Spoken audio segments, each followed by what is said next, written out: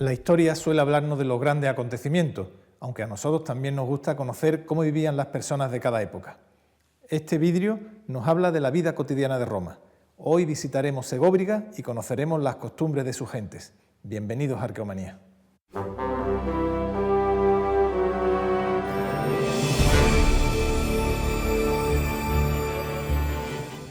Si nos asomamos a cualquier calle o plaza de España una tarde con buen tiempo, observamos el bullicio de las terrazas o el ajetreo de los centros de negocios. Nuestros modos de vida son reconocibles, identificamos nuestra realidad. Pero si miramos hacia atrás en el tiempo, si nos remontamos 2000 años o más, nuestra información disminuye exponencialmente. Este fenómeno es menos complejo en el mundo rural. En cambio, las ciudades ofrecen una enorme variedad de estilos de vida. ¿Cómo fue la vida cotidiana para un comerciante de minerales en la ciudad de Segóbriga?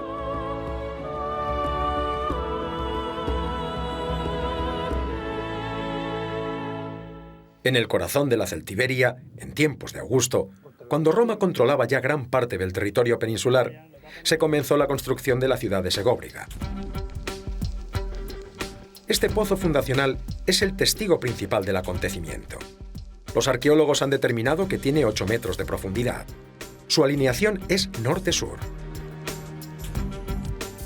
Segóbriga se levanta sobre un viejo castro celtíbero que fue arrasado para construir sobre él la nueva ciudad romana, una ciudad llamada a ser de las más importantes de Hispania. Segóbriga era la capital de la Carpetania, porque hereda a una ciudad destruida antes, que está a pocos kilómetros de aquí, que se destruye en las guerras de Sertorio, y entonces ella pasa a tener un territorio enorme que controlaba todas las vías de comunicación que hoy día es el centro de Madrid, diríamos, como centro radial. Eso era Segóbriga. Pero además los romanos descubren que hay minas de yeso que servía para hacer ventanas, para dar brillo a los suelos, y entonces eso permite que se produzca aquí un gran movimiento, diríamos, de tipo capitalista, de gente con capital. Cerca del pozo fundacional, bajo las viejas termas, encontramos la casa de un comerciante de Esmirna. Tiene un altar dedicado a Zeus, el único que se ha encontrado en Hispania. Tras servir a Roma, se trasladó a Segóbriga para hacer negocios con el lapis specularis. Cristal para ventanas, como estos fragmentos del Museo Municipal de Cartagena, que fueron extraídos de las minas de Segóbriga. Plinio hizo referencia a estas minas como las más importantes del Mediterráneo. Estamos hablando de unos 50 kilómetros de galerías, de los que tendríamos del orden de 16-20 entradas o pozos principales. La única fuente fiable que tenemos sobre las minas es un texto de Plinio, de finales del siglo I después de Cristo, que dice que alrededor de Segóbriga hay una superficie de unos 100.000 pasos en donde todo el territorio es de explotación minera. Es una producción minera tan importante como para que las fuentes antiguas digan que es la principal mina de este material de todo el Mediterráneo. Antes de que los romanos fundan vidrio de forma parecida a la nuestra, el lapis specularis es una formación geológica en láminas que permite emplomarla exactamente igual que las vidrieras que nosotros conocemos y formar con ello figuras geométricas o composiciones que son los cristales de las ventanas normales. Pero además el lapis specularis fragmentado que salía de las explotaciones, machacado, según sabemos también por los textos clásicos, se mezclaba con la arena en algunos circos y en algunos edificios de espectáculos para que el suelo brillara y diera más realce a las representaciones. En el campo de Segóbriga, diseminadas por las colinas doradas de cereal, se encontraban las viviendas de los trabajadores de las minas. Se trataba fundamentalmente de esclavos. El conjunto de las inscripciones de Segóbriga muestra un porcentaje elevadísimo de esclavos y de antiguos esclavos, de esclavos ya manumitidos que reciben en época romana el nombre de libertos. Estos personajes en la ciudad, lógicamente, son tanto los que trabajan al servicio de las minas, como los que se ocupan después en propiedades particulares o en el ámbito de la ciudad a la comercialización y a llevar toda la administración y toda la burocracia de esa comercialización. Tenemos muchos esclavos muertos muy jóvenes, algo muy corriente en las zonas mineras, donde sabemos que la esperanza de vida se reduce de una forma drástica. Son esclavos comprados en mercados mediterráneos, tanto en los mercados del ámbito griego como en los mercados itálicos, quizá algunos también comprados en la península ibérica, que son trasladados a miles de kilómetros de sus lugares de origen, sin recuerdos de su patria, sin recuerdos de su familia, obligados a trabajar de forma permanente en las minas. Pero la vida de nuestro comerciante de Esmirna, en Segóbriga, era muy diferente. Estudiando la configuración de la ciudad y la ubicación de su casa, podemos aproximarnos a su estilo de vida.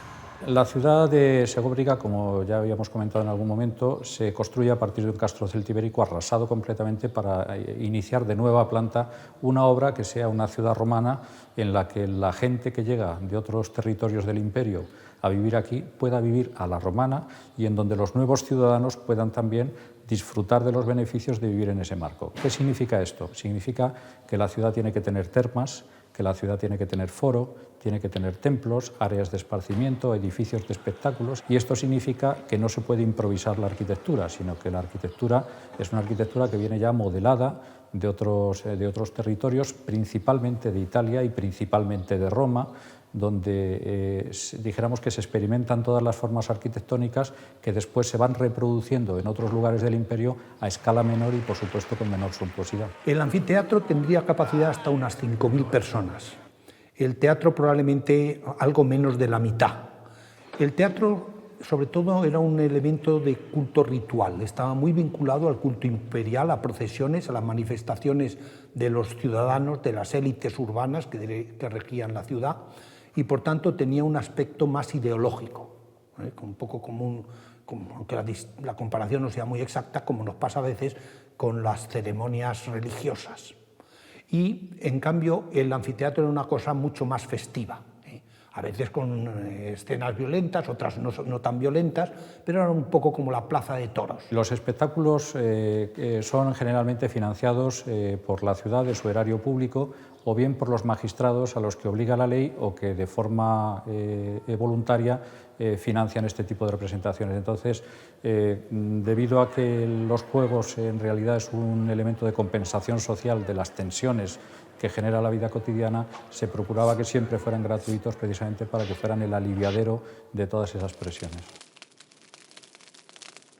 Las termas, a donde acudían las clases altas, se conservan bastante bien, aunque han tenido que ser restauradas.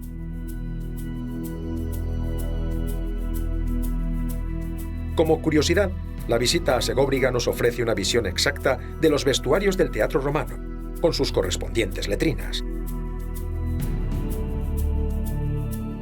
Un modo de vida sin duda elegante, refinado, pero queda un aspecto por ver. ¿Cómo eran los cultos religiosos en Segóbriga? Por una parte, conocemos que había una gran devoción a Diana Cazadora. Extramuros de la ciudad, en medio de un bosque, en un abrigo natural que se ha replicado en el Museo de Segóbriga, se le rendía culto por parte de los habitantes de la ciudad y de otros llegados de los alrededores. Pero además del culto a Diana, el panteón romano estaba coronado por una figura esencial. Augusto es el que realiza a través de su secretario la organización de la ciudad, le da las primeras leyes, pero además es interesante que la ciudad era una ciudad celtibérica. Entonces seguramente Augusto aparece como el patrono de los celtíberos, como la divinidad que los celtíberos tenían como divinidad suprema, como su antecesor, lo que llamamos el héroe fundador. Y desde ese punto de vista Segóbriga también interesante porque probablemente ha jugado un papel muy importante en la institucionalización de lo que llamamos el culto imperial, que era la forma ideológica de atraer a todos los ciudadanos del imperio a un poder personal que en el fondo era una revolución dentro de las estructuras tradicionales romanas. Augusto determinó la vida de millones de ciudadanos de su imperio: legionarios, censores, esclavos, magistrados y enemigos. A fin de cuentas, quizá no era tan extraño que lo consideraran un dios. Las circunstancias políticas y económicas, ahora y siempre, son las que más determinan la vida de las personas. Nada nuevo bajo el sol.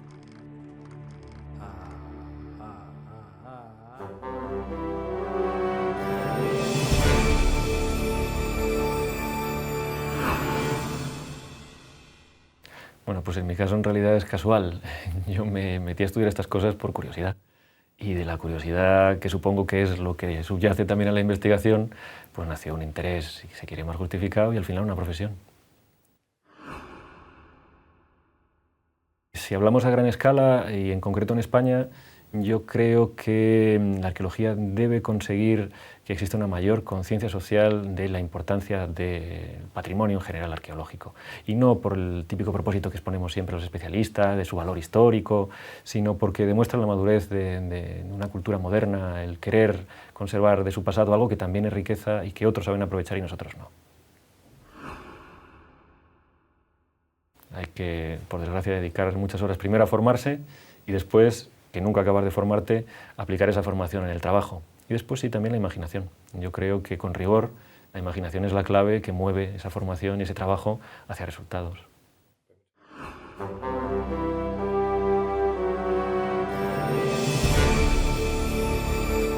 Hace unos 15.000 años, un artista del Paleolítico ascendió a esa cavidad donde dibujó una cierva. En su camino observó con respeto unas manos representadas sobre la pared. Él no lo sabía, pero esa figura ya tenía otros 15.000 años de antigüedad. Nos encontramos en la Gruta de Ardales, una auténtica máquina del tiempo que nos va a permitir conocer la evolución del arte humano desde hace unos 30.000 años hasta hace unos 7.000 años aproximadamente. La caza abunda donde la montaña se encuentra con el valle fértil. Nuestros antepasados paleolíticos frecuentaron esos grandes cazaderos. En Ardales, provincia de Málaga, además, se unen los valles del Guadalhorce con los del Guadalquivir, la ruta entre la costa y el interior. Sería, pues, paso obligado para las migraciones de las grandes manadas.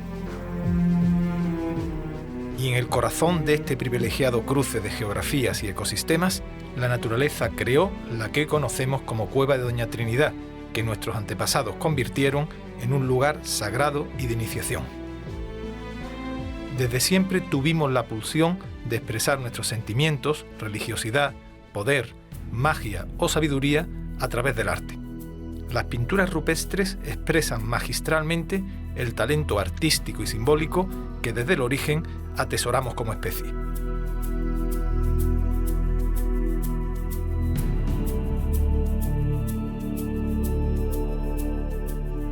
La Cueva de Ardales alberga más de 1.200 motivos entre grabados y pinturas, lo que la hace de las más hermosas e interesantes de todo el sur peninsular. Además de esta espectacular riqueza artística, la cueva destaca por su belleza natural, con sus grandes salones, sus estalactitas imposibles y su singular juego de brillos y reflejos que nos asombran y emocionan. Existe un lenguaje más o menos común para las pinturas rupestres, reconociéndose 4 temas principales, tal como nos explica Pedro Cantalejo, investigador de la cueva. El tema más minoritario es precisamente el de las manos. Después hay un tema también minoritario o raro, que es el de las figuras humanas, donde hay un porcentaje altísimo de mujeres y un porcentaje mínimo de representaciones humanas masculinas, pero un porcentaje que puede ser el 90% de mujeres representadas contra un 10% de hombres.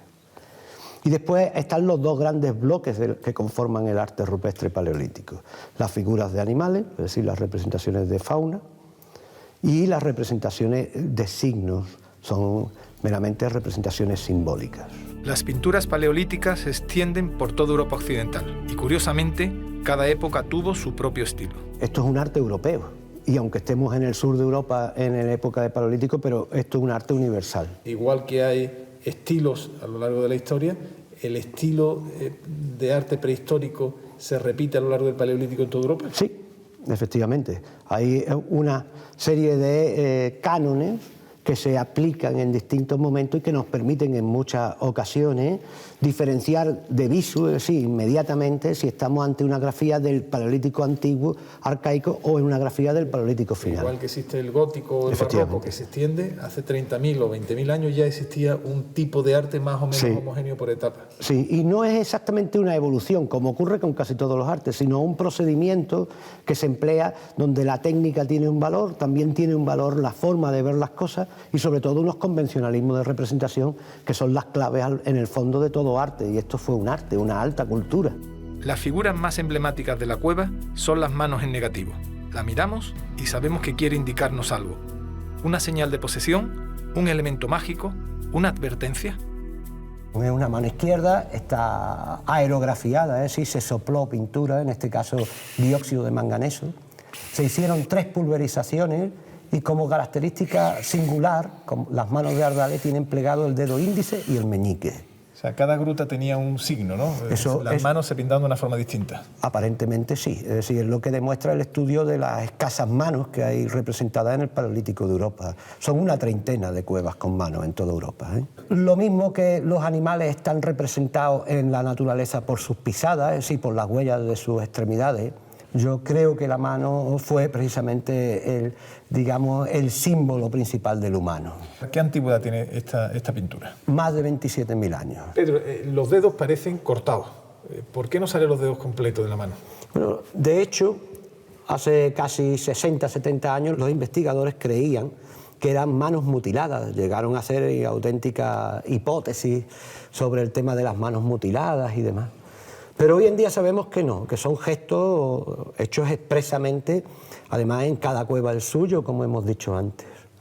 Este mundo simbólico de plegar los dedos, de hacer con los dedos, en la cueva de Ardales, por ejemplo, se nota muy bien cómo hay fallos y entonces arrugan los dedos de una manera u otra y sabemos que no eran manos mutiladas, sino que son gestos expresamente diseñados, ¿no? De tal manera que yo creo que esto condicionaba, seguramente porque el gesto los representaba. Con lo cual, un posible visitante a la cueva entendería la señal que le lanzaba la mano y lo identificaría a un grupo humano o a una época. Claro, yo estoy completamente seguro que o bien hacia la banda o bien hacia el territorio. Para el dibujo de estas manos fue necesaria una especial maestría en la técnica utilizada.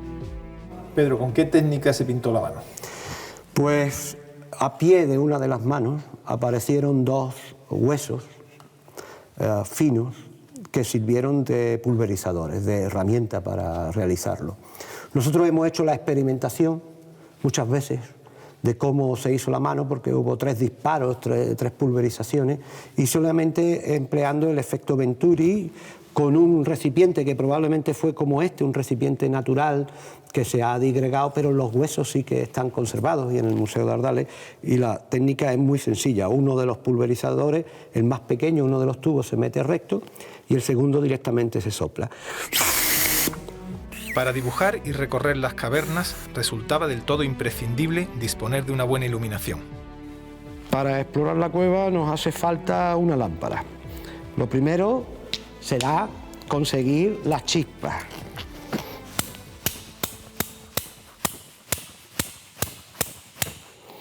Después, lógicamente, un combustible. Ese combustible se ha creído que era grasa de animal, pero estamos comprobando que es mucho más útil para la espeleología, es decir, para la progresión dentro de las cuevas, emplear cera de abeja. Y entonces de una colmena, con pelo o con lana, se carga la lámpara.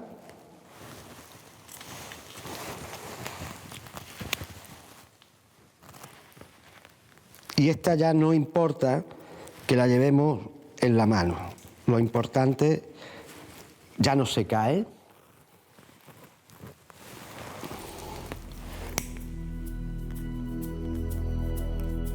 E iluminados por estas lámparas de cera, los artistas grababan o pintaban sus mensajes en forma de animales, signos o personas.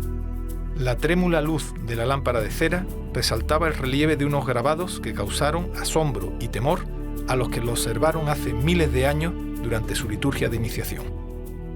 Las paredes de esta cueva están llenas de imágenes y muchas veces intencionalmente se situaron en hornacinas naturales, pues como estas que hay aquí, que van cubriendo una serie de frisos, un friso corrido, y en ellas se situaron imágenes, sobre todo de fauna, en el interior de cada uno de esos frisos, como ocurre aquí. Uno de los animales que está metido dentro en estas hornacinas es una cabra montés que está ocupando este sector.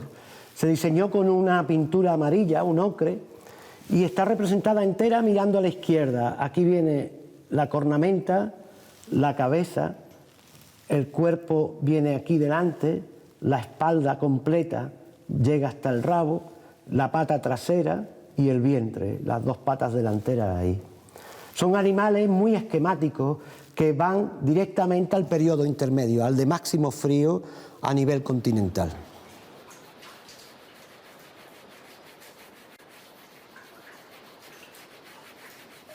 Otras figuras paleolíticas están escondidas porque son grabados y solo cuando aplicamos una luz rasante aparecen realmente saliendo de la pared, como ocurre con esta cierva que tenemos aquí, con un grabado muy fino, hecho a punta de un buric de sílex que baja. Esta figura, junto con otras muchas de aquí, pertenecen también a ese segundo ciclo que corresponde con la época más fría y que estaríamos hablando aproximadamente de unos 20.000 años de antigüedad. Adentrarnos en la cueva de Doña Trinidad supone sumergirnos en las profundas aguas de los océanos del tiempo. Durante más de 20.000 años fue utilizada por nuestros antepasados, que supieron respetar escrupulosamente los signos de sus ancestros remotos. Ciervos, caballos y toros hace 15.000 años, manos hace casi 30.000. ¿Quién sabe cuántos secretos aún custodia la oscuridad de esta catedral singular, hermosa y solemne en su liturgia ancestral?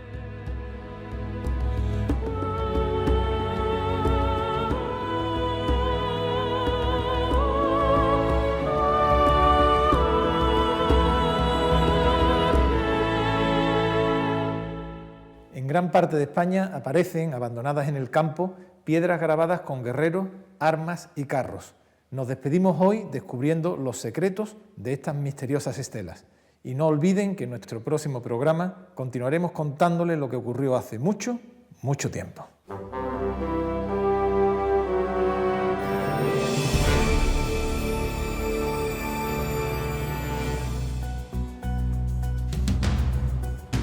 Uno de los elementos menos divulgados de la arqueología española son las llamadas estelas de guerreros, antes conocidas como estelas tartésicas o del suroeste. Estos documentos de piedra nos muestran un mundo complejo, lejano y difícil de desentrañar. La primera incógnita es su cronología, su antigüedad. Algunos autores, como José María Blázquez o Sebastián Celestino, la trasladan a la época de las colonizaciones fenicias y griegas, aunque no descartan ejemplares de un tiempo anterior, del final de la Edad del Bronce, en torno al año 1100 a.C., coincidiendo con la formación de los misteriosos pueblos del mar. Su datación científica es casi imposible, ya que la mayoría han aparecido fuera de contexto arqueológico. Entonces, hay que acudir a la iconografía de las mismas para trazar paralelismos estilísticos en los elementos gráficos tallados. Su dispersión geográfica, los lugares en los que se han encontrado, son otra puerta a la duda. Las primeras piezas aparecieron en el suroeste de la península ibérica, pero con el paso de los años se han documentado piezas más al norte, incluso en Galicia y Aragón. Las estelas se habían considerado tartésicas por su ubicación en lugares como Carmona o Cabeza de Buey, pero el pueblo tartésico había sido calificado como un pueblo pacífico, y las estelas son de guerreros. Otra de las incógnitas que presentan las estelas es su función. Tras una primera lectura de los elementos que presentan, entre los que destacan carros, espadas y escudos, se pensó que su finalidad era claramente funeraria. Pero en la actualidad se baraja la posibilidad de que sirvieran para delimitar el territorio de un señor. Para algunos autores, los personajes que se representan en las estelas serían grandes ganaderos. Para otros, serían jefes militares que controlarían determinadas rutas o territorios. El detalle de los elementos iconográficos es la llave para una aproximación científica a las estelas. Probablemente, lo que más llama la atención en las estelas de guerreros son los carros. Se considera que estos carros eran ofrendas funerarias para los grandes dignatarios. Pero no se descarta del todo que estos vehículos tuvieran un uso militar. En las estelas, como la de Ategua, el modelo de carro se relaciona con prototipos neohititas cuyo origen se remonta al siglo IX a.C. Otros autores lo consideran provenientes de Chipre. En cualquier caso, parece que existe un consenso sobre sus destinatarios, que no serían otros que la aristocracia local. Los señores indígenas recibirían estos carros de mano de los comerciantes fenicios. Destaca la abundancia de escudos concéntricos, aunque también los hay en forma de escotadura en V. La mayoría de los autores piensa que los escudos son de origen oriental. Este elemento, unido a otras armas como espadas o arcos, otorga un carácter heroico al destinatario de la estela. El elemento que quizá haya despertado una mayor controversia son los cascos con cornamenta. En un principio se pensó que provenían de Dinamarca, pero la frecuencia de este motivo en representaciones muy antiguas de Siria, Micenas o Egipto aclara su génesis mediterránea. Las espadas que se tallan en las estelas, halladas en España y Portugal, tienen un origen atlántico. Esto podría indicar que los aristócratas locales recibían presentes de diferente procedencia. El comercio del metal podría estar detrás de estas ofrendas. Nadie, a ciencia cierta, ha sido capaz de explicar la presencia de peines y espejos en las representaciones de las estelas de guerreros. Quizá eran objetos para la otra vida, quizá denoten una delicada preocupación por la estética de estos fieros combatientes. Para tener una buena visión de las estelas de guerrero, es imprescindible una visita al Museo Arqueológico de Badajoz, aunque pueden verse en otros lugares como Zaragoza o Córdoba.